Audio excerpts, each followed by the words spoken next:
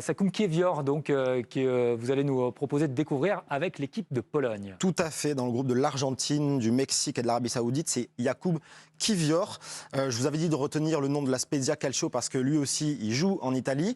Il est bien moins connu, 22 ans, 4 petites sélections. Une valeur marchande à 6 millions d'euros pour le moment.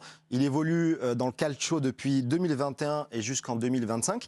L'avantage avec lui, c'est qu'il est plutôt polyvalent. À la base, il avait été recruté la saison dernière par un certain Thiago Motta, plutôt pour évoluer au milieu de terrain. Maintenant, on le retrouve plutôt dans une défense centrale à 3, axiale ou axe gauche. Alors je note, Jakub Kiewior, quand on fera nos grandes soirées, voilà, comme ça on sera au top, notamment sur la prononciation.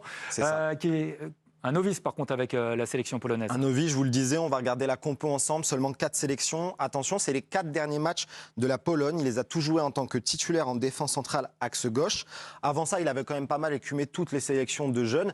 Et donc en fait, il arrive tout simplement à maturité au bon moment. L'été dernier, il avait eu des sollicitations pour quitter la Spezia. Il avait préféré rester pour s'assurer justement une place pendant la Coupe du Monde.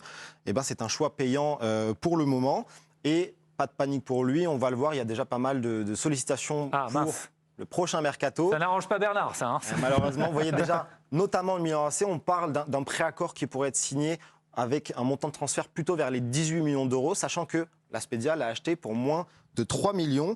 Donc attention pour les clubs intéressés, le prix peut monter, 6 bonnes Coupes du Monde. Je m'adresse aux scouts que vous êtes. On parle beaucoup des stats des attaquants, mais les stats des défenseurs, là, on va regarder ces stats, par exemple, ça dit oui beaucoup aussi sur un joueur. Je pense qu'on peut en parler avec Bernard, mais je pense que les stats des défenseurs, c'est quand même intéressant. On l'a vu évidemment pour Mine sur les duels aériens, sur la capacité à bouger.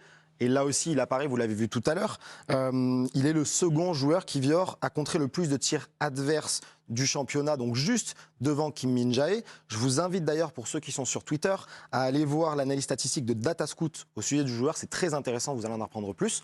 Moi, ce que je vous propose, c'est de le voir tout de suite en image. Dites-nous, voilà. Directement en image. Vous lisez les stats, mais nous, on aime bien voir le terrain. Et bien justement, en fait, c'est un joueur qui est assez peu mobile, pas très rapide, mais en revanche, il a une vraie capacité à lire le jeu.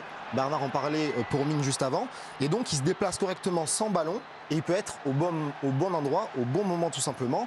Une vraie capacité à contrer les tirs, pas mal dans les duels aériens, il a le jeu en défense. C'est ses principales qualités. C'est un défenseur en fait qui anticipe et qui peut donc toujours agir très calmement derrière.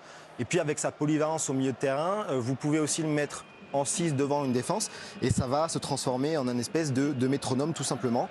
Il n'est pas très porté vers l'attaque, mais il va être décisif vraiment dans le dernier tiers défensif, ce joueur. Bon. On achète aussi, Bernard, ou pas? C'est un profil également intéressant. On voit bien qu'il communique bien avec sa défense, il fait remonter le bloc, il est bien placé, il tacle quand il faut, au bon moment. Ouais, si Thiago Motta avait du flair, je pense que d'autres équipes françaises aussi doivent suivre ce profil-là.